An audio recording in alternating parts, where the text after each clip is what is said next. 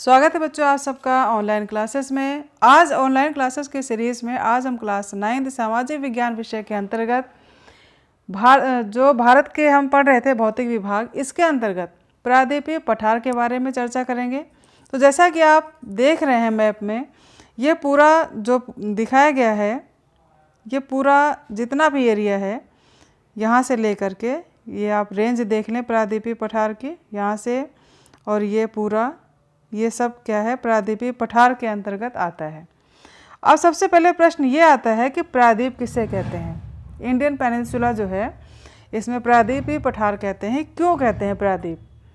प्रायद्वीप का अर्थ है ऐसा धरातल, यानी ऐसा धरातल, ऐसा भूभाग जो तीन ओर पानी से घिरा हो। आप देख सकते हैं कि हमारा जो देश भारत है, यह निचला भाग, इसका दक्षिण का भाग तीन ओर पानी से घिरा हुआ है।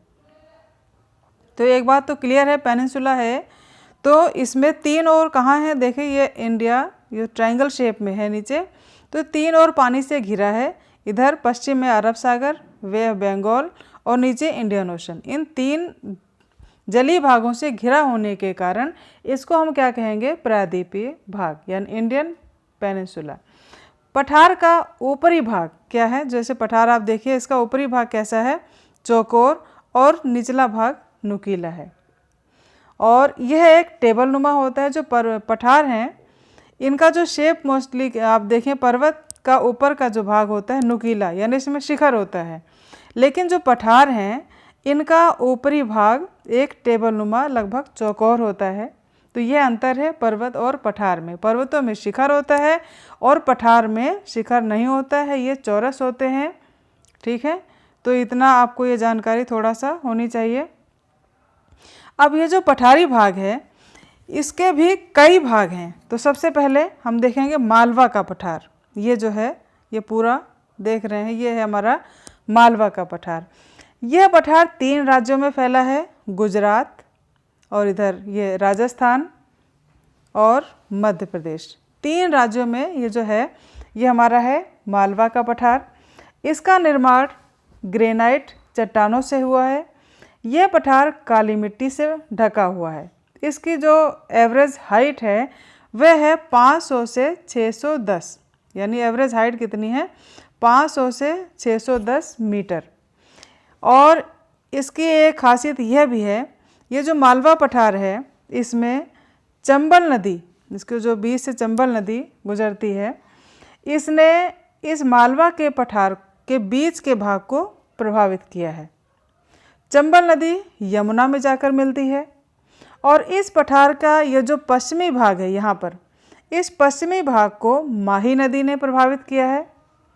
और इस जो कि माही नदी कहाँ गिरती है? अरब सागर में। और इसके अलावा जो मालवा पठार का पूर्वी भाग है, यह भाग, इस भाग को बेतवा नदी ने प्रभावित किया है। तो ये था हमारा मालवा का पठार। उसके बाद जो अगला पठार है प्रायद्वीपीय भाग का, ये है छोटा नागपुर का पठार। ठीक है, आप देख रहे हैं, ये छोटा नागपुर का पठार है। और छोटा नागपुर का पठार मुख्य रूप से झारखंड, आप देख रहे हैं, मुख्य रूप से ये झारखंड में है। झारखंड के आसपास उड़ीसा, छत्तीसगढ़ और पश्चिम बंगाल, और थोड़ा सा इसमें थोड़ा सा छत्तीसगढ़ में भी है। ठीक है, तो ये पूरा एरिया कवर करते हुए ये कौन सा पठार है? छोटा नागपुर का पठार। और इसके कुल जो क्षेत्रफल है छोटा नागपुर का पठार का 65,000 वर्ग किलोमीटर। कितना है? 65,000 स्क्वायर फीट, नहीं 65,000 वर्ग किलोमीटर है। और ये पठार रांची का पठार आप देख रहे हैं, जो इसका विस्तार है, ये इसी छोटा नागपुर पठार के अंतर्गत ही यहाँ पर ये रांची का पठार है और ये हजारीबाग का पठार है। ठीक है, और कोडरमा का पठार है। तो कभी कभी इसे रांची का पठार भी कह दिया जाता है। तो इसका तात्पर्य छोटा नागपुर का पठार ही है, अलग से आपको कुछ नहीं समझना है। इसकी जो औसत ऊंचाई है वह है 700 मीटर। और उसके बाद ये जो निचला, जो सबसे महत्वपूर्ण पठारी भाग है, वह हमारा डेक्कन प्लेटू या दक्कन का पठार। अब दक्कन का पठार क्या है, देखिए यह पठार जो है बहुत ही महत्वपूर्ण है, कब इससे संबंधित बहुत सारे प्रश्न आते हैं।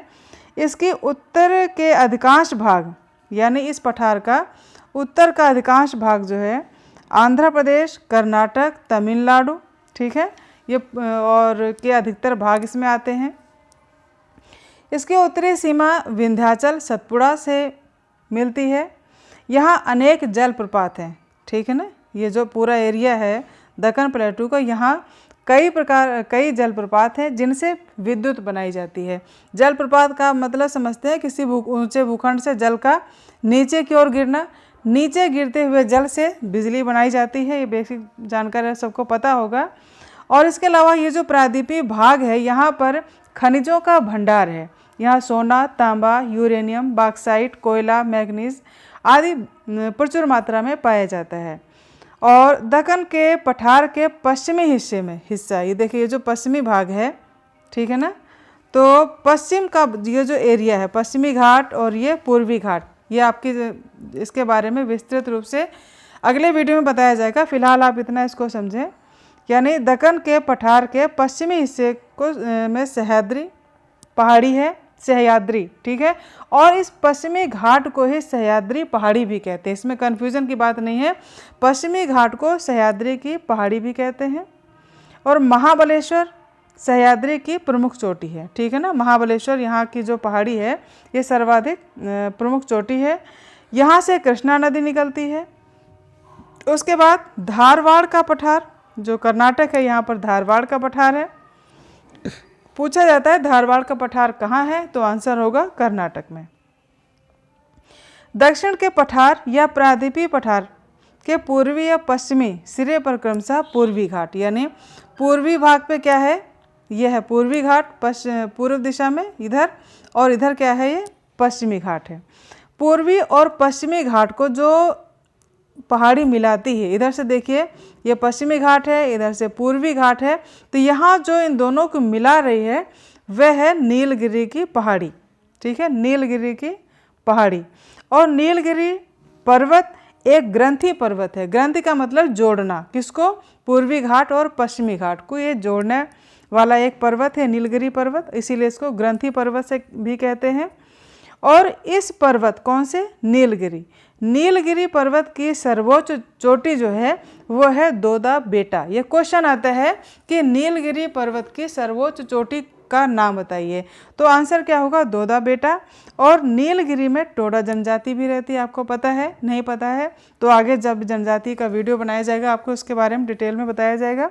और नीलगिरी के दक्षिण में, यहाँ पर नीलगिरी के दक्षिण में अन्नामलाई पर्वत है, और अन्नामलाई पर्वत की सर्वोच्च जो चोटी है वह है अनाईमुडी,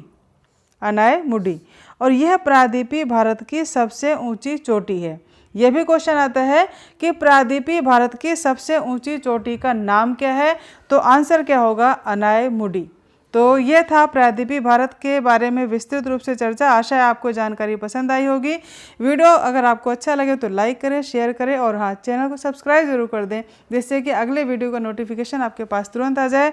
तो मिलते हैं अगले वीडियो में, तब तक के लिए थैंक यू, टेक केयर।